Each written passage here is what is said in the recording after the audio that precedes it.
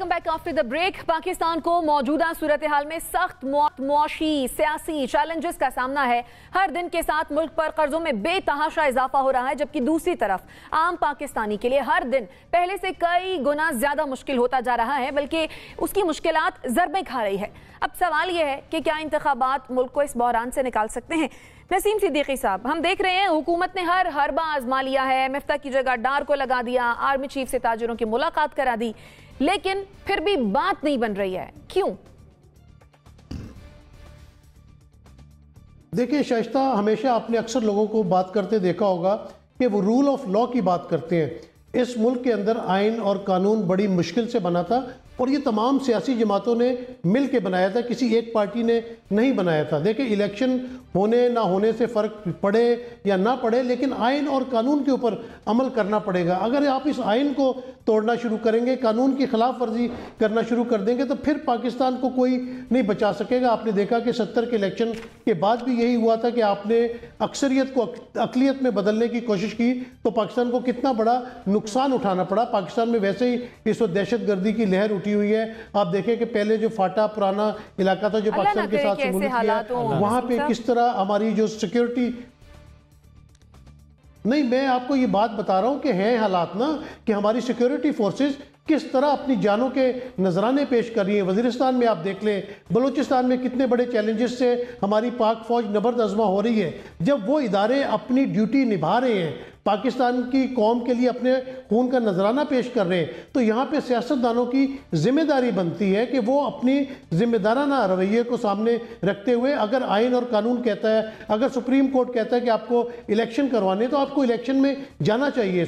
कभी भी किसी सियासी पार्टी को हार के डर से मैदान से नहीं भाग जाना चाहिए। अगर इलेक्शन होंगे तो मुल्क में स्मूथनेस आएगी, सियासी इस्तेकाम आएगा। जब सियासी इस्तेकाम आएगा तो उसके बाद मौशी इस्तेकाम आएगा। तो इस वजह से मैं कह रहा हूं कि जो जो इदारे हैं, अगर वो अपनी हदूद में रह के अपने अपने काम करें, जिस तरह पाक फौज अपना काम करती है पाकिस्तान की सिक्योरिटी के लिए। आज अगर हम रातों को सुकून से सोते हैं तो हमारे जवान रातों को जागते हैं हमारे लिए। कहाँ सर्द मौसम आप देख लें, सियाचिन पे होता है, गर्मी कितनी दूसरी बॉर्डर्स पे होती है। तो जब वो लोग अपने तमाम जो अपनी फ़राइज़ है वो अंजाम दे रहे, तो हमारे सियासतदान क्यों नहीं अपने फ़राइज़ अंजाम देते? क्यों इस वक्त एक फाशिस्ट निज़ाम सामने लाए? आवाम महंगाई से तंग है, आप महंगाई, उसके ऊपर से उनको मार रहे हैं पकड़ पकड़ के खिलाफ।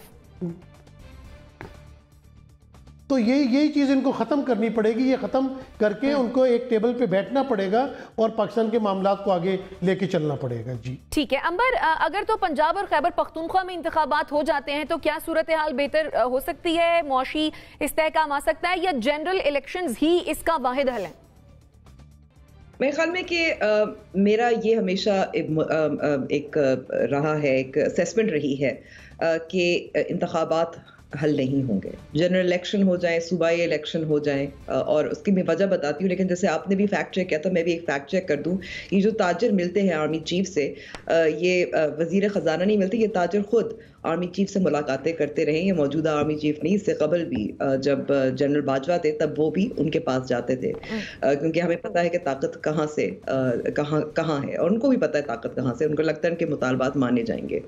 खैर, लेकिन मैं कहूँगी इलेक्शन इसलिए हल नहीं है। देखें, इस वक्त जो बहुत सारी कानूनी पेचीदगियाँ हैं, बहुत सारी सियासी लड़ाइयाँ हैं, और ये जो पाकिस्तान में हमने अब देखा है कि कई इलेक्शन साइकिल, हम बड़े खुश होते हैं कि हर 5 साल बाद चले इंतखाबात तो हो ही रहे ना, लेकिन एक स्मूथ ट्रांजिशन नहीं होता। और स्मूथ ट्रांजिशन का क्या मतलब है कि इंतखाबात के नताइज तमाम सियासी जमातें कबूल कर लें और फिर आगे हम चल सकते हैं। अब आप देख लें, हम बहुत तनकीद भी करते हैं, लेकिन अगर जो मुख्तलिफ उस वक्त की अपोजिशन की जमातें थी 2018 की, उनका कहना था, और उसमें कुछ हद तक हम कहेंगे कि जिस तरीके से RTS भी बैठ गया था, और बहुत सारे ऐसे हमें जब हम रिपोर्टिंग कर रहे थे, मामलात गड़बड़ थे 2018 में भी, मगर और उनका और मौलाना फजल रहमान का भी मुतालबा था कि ना असेंबली में ना जाएं, लेकिन इन सियासी जमातों ने इसको तस्लीम कर लिया और आगे बढ़ने की कोशिश की। लेकिन अगर एक वाहिद जमात है मौलाना फजल रहमान के अलावा, और वो भी बहुत महदूद हद तक एक डिस्ट्रप्शन करते हैं। इस वक्त पाकिस्तान तहरीक इंसाफ की है, जो इंतखाबात के नताइज कबूल करने से कासिर हैं, तो आपका स्मूथ ट्रांजिशन नहीं हो पाता। दूसरा, इलेक्शंस तभी हल हो सकता है जब फ्री एंड फेयर हो। अब आप देख लें कि एक जो कानूनी पेचीदगी ये है कि इस वक्त डिजिटल सेंसस होगा, जो हल्का बंदियां हैं, ये जो पंजाब में अभी फिलहाल तो एक तारीख दे दी गई है, लेकिन अब खैबर पख्तूनख्वा चांद नजर नहीं आया इलेक्शन का, लेकिन ये पुरानी असेंबली जो है वो जो नई असेंबली होगी, जो जनरल इलेक्शन होंगे वो नई हल्का बंदियों के तहत होंगे डिजिटल सेंसस के बाद।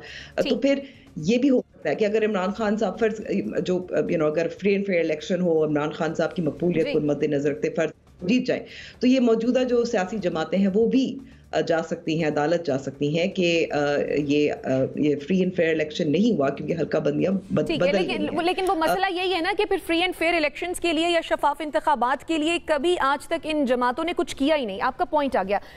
असद महमूद साहब मौजूद जी, मैं थोड़ा सा इसमें डिसएग्री करती हूँ, क्योंकि अगर इलेक्शंस 2017 का आप कानून देखें, और वो कानून जो मंजूर हुआ था वो तमाम सियासी जमातों की मुशावरत के साथ कमेटीज में मेहनत करके पार्लियामेंट में बैठ के, जिसमें तमाम जो फॉरेन इलेक्शन ऑब्जर्वर्स है उनका कहना था कि ये तो बहुत बेहतरीन कानून है, समझ लग रहा था कि ये एक एक्सेप्टेबल लीगल आपका फ्रेमवर्क बना है शफाफ इंतखाबात के लिए, लेकिन वो फिर भी नहीं बना। तो आपका मसला है ट्रांजिशन नहीं होती। और दूसरा ट्रांजिशन जो हो रहा है, जो आपको नजर आ रहा है, which is a power vacuum, क्योंकि आप एक तरफ आप देख रहे हैं कि मौजूदा जो फौजी क़यादत है वो कहते हैं कि हम न्यूट्रल हैं, और लेकिन दूसरी तरफ आप ये भी देख रहे हैं कि इससे कबल ऐसा बाजवा साहब के दौर में उनका खुद एतराफ़ी बयान है कि ऐसा नहीं होता था।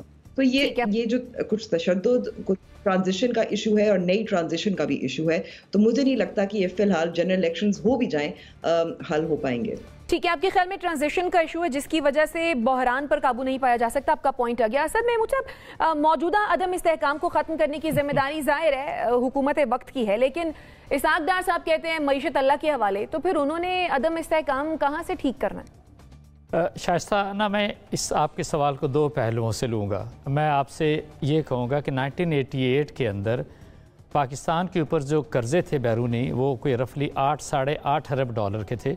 अगले 11 साल जो पीपल्स पार्टी और नून लीग ने हुकूमत की, तो 99 के अंदर वो कर्ज़े 39 अरब डॉलर पे चले गए थे। माइंड यू, 31 अरब का उन्होंने एडिशन किया, 31 अरब डॉलर का। 99 से लेकर 2008 तक आपने 39 अरब डॉलर में से 5 अरब डॉलर वापस करके 34 अरब पे लेकर आए, और 2008 से लेकर 2018 तक वो कर्ज़े 34 अरब से लेके हम लेकर चले गए 95-96 बिलियन US डॉलर के ऊपर। सो एक सिंपली मैं ये ज़रूर कहूँगा कि मुझे अगर ये जो ओवरऑल सिस्टम देखते हैं, फिर इमरान खान नेचुरली उस कर्ज़े को लेकर 114 अरब डॉलर पे लेके चले गए, तो ये तो ज़रूर है कि इन पॉलिटिकल पार्टी की जो स्टाइल ऑफ गवर्नेंस देखते हैं, बैरूनी कर्ज़ों पे इनका इन्हिसार देखते हैं, आप एक छोड़ अगर ये सारे लोग हैं 10 इलेक्शन भी करा लें, आई डोंट थिंक सो कि ये मुल्क के अंदर उस तरह का ये सियासी इस्तेहकाम लेकर आ सकते हैं। But not with standing with this, मैं ये महसूस करता हूँ कि इस वक्त जो हुकूमत है, जो जिस तरीके से वो गवर्नेंस आपको नज़र आती है, और स्पेशली जो आप कहते हैं जी कि एक इंटरम गवर्नमेंट आप मोहसिन नकवी की CM शिप के अंदर आप पंजाब के अंदर लेकर आए हैं, आई डोंट से कि it is an interim government, it is part of the Noon league और PDM। ये बिल्कुल उसी तरीके से चल रहे हैं। आप कल की स्टेटमेंट देख लें जो उनके वज़ीर इत्तलात हैं, मेरा ख्याल है हम सब के माइंड को क्लियर हो जाएगा कि विद वट माइंड सेट ये सारी की सारी हुकूमत काम कर रही है।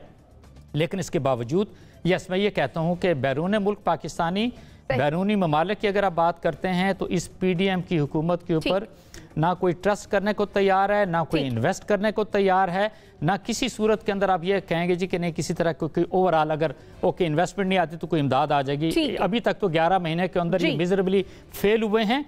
हाँ, इसके बावजूद ओनली सोल्यूशन इज एक फ्री एंड फेयर, जो कि अंबर साहबा ने बात की है, एक इलेक्शन आप करा दें। इसके बावजूद देखें देन पीपल और लोग जिसको इलेक्ट करते हैं वो आए हुकूमत करें। एटलीस्ट ये तो होगा कि बैरूनी दुनिया में एक पॉजिटिव मैसेज तो जाएगा भी कि पाकिस्तान के अंदर नुमाइंदा हुकूमत है, अभी अगले 5 साल इसको लेके चलें। ठीक है मुजम्मिल सवारवर्दी साहब, वैसे तो इस प्रोग्राम में आपकी और मेरी नोकझोंक भी जारी रहती है, लेकिन अदम इस्तेहकाम और मुआशी सूरत हाल आपके ख्याल में क्या इस नहज पे नहीं है कि अब हुकूमती जमातों को और बाकी जो ऑपोजिशन है उनको भी अपनी लड़ाई ख़त्म कर देनी चाहिए और उनको चाहिए कि वो इंतखाबात के मामलात पर इत्तफाक कर लें, भले उस डेट पर ना करें जिस पे खान साहब कह रहे हैं। आप गन पॉइंट पे इलेक्शन कराना चाहते हैं इस पाकिस्तान में? आपका ख्याल है कि एक सियासी जमात ने चूँकि बंदूक तानी हुई है बाकी सब के ऊपर और उसकी बंदूक के निशाने पर खड़े होकर बाकी सब सरेंडर कर दें उसके आगे? मतलब अगर खान साहब को बहुत जल्दी इलेक्शन आया हुआ है तो आइन में इलेक्शन की तारीख मुकर्रर है, इलेक्शन आइन में इलेक्शन की डेट मुकर्रर है और उस मुकर्रर डेट पे ज़रूर इलेक्शन होने चाहिए। पाकिस्तान की असेंबलियां किसी का ज़ाती खिलौना नहीं है कि वो जब चाहे तोड़ दे जब चाहे जोड़ ले, क्योंकि इन पर अरबों रुपया टैक्स पेयर्स का लगता है। किसी के बाप की कमाई तो लगती नहीं है कि वो जब चाहे इस्तीफे दे दे जब चाहे तोड़ दे, और उसका खेल नहीं हो सकता पाकिस्तान की असेंबलियां। किसी के इक़्तिदार में आने का जीना नहीं हो सकता पाकिस्तान की असेंबलियां। कोई उसको अपने ज़ाती मकासद के लिए नहीं इस्तेमाल कर सकता पाकिस्तान की असेंबलियों को। और मैं ये समझता हूँ कि अगर कोई सियासी जमात और सियासी लीडर पाकिस्तान के पार्लिमानी निज़ाम से खेलने की कोशिश कर रही है तो उसे सख्त रिबटल देने की ज़रूरत है कि ये तुम्हारे ऐसी जागीर नहीं है। हमारा अरबों रुपया लगता है। इस मुल्क की 3 असेंबलियाँ काम कर रही हैं, कौमी assembly, Balochistan assembly, Sindh assembly.